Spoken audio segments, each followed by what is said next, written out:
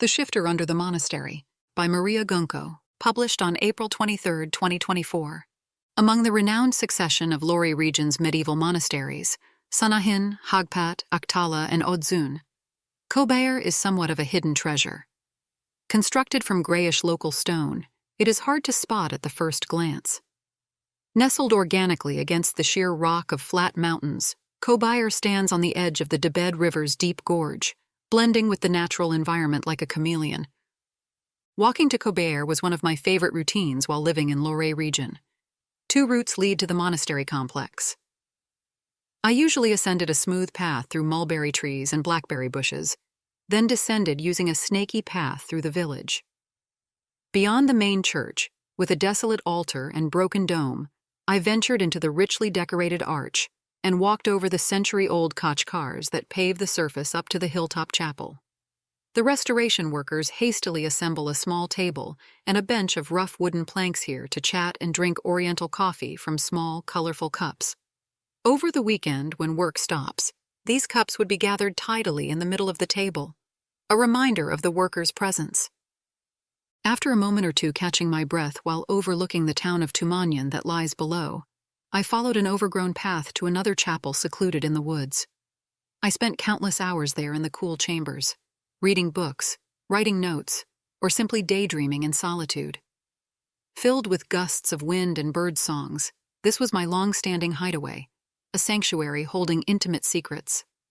This place is where I most felt the contrast between the eternal and the fleeting, the essence and the image, and the salutary serenity of the monastery versus the mundane chaos of the settlements below. Against this background, this story is a patchwork of 2 places and one character who seemingly dwells between them, making a life from what's available. The history of Kobayr reflects the intertwined relations of the peoples inhabiting the Caucasus region. Established in the 12th century by the Kirikian dynasty, a junior branch of the Bagratuni royal house, Kobayr began as a monastery of the Armenian Apostolic Church.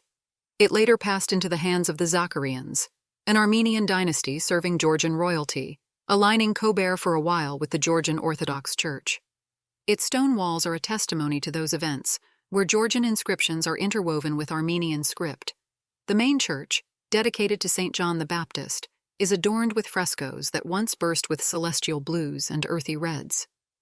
Typical for Eastern Orthodoxy, these frescoes, now faded and peeled, stand in contrast to the stern and bare stone interiors found in most Armenian temples.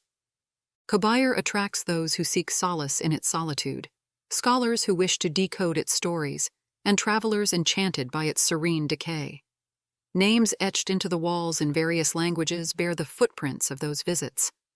On the wall overlooking the gorge, an elegant pre-revolutionary Russian cursive engraving reads the surname Pimov. The stone's deeply carved letters reflect the author's determination to leave a historical imprint. Below, someone had carved a heart shape in tentative lines barely scratching the surface. Whether considered vandalism or artistic expression, these marks are now an integral part of the architectural ensemble. Leaving the site, there is a sense of having encountered something eternal that continues to thrive beyond the turmoil of history. So many walked these paths before me, and many more will follow. Emerging back into the world of the living, the road from Kobayr through the village starts with a steep stone staircase, its steps polished to a glossy sheen. Signs of human activity come in the form of small agricultural plots with clumsy do-it-yourself outbuildings scattered across the hillside.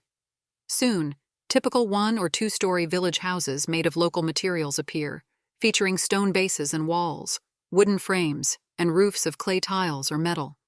The tufa stone gives them a reddish hue that glows at sunset.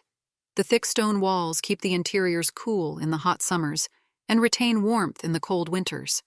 Featuring numerous customizations and extensions, the houses tell stories of the evolving opportunities and rationalities of the families who inhabit them. Agricultural tools are strewn about in the yards.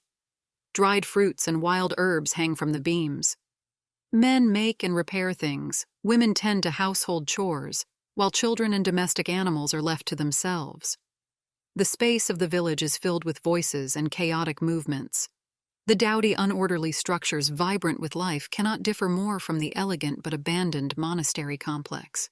One of the first houses on the route down from Kobayr is Arpines. During the warmer seasons, her gates remain open, and the table outside is covered by a plastic white cloth.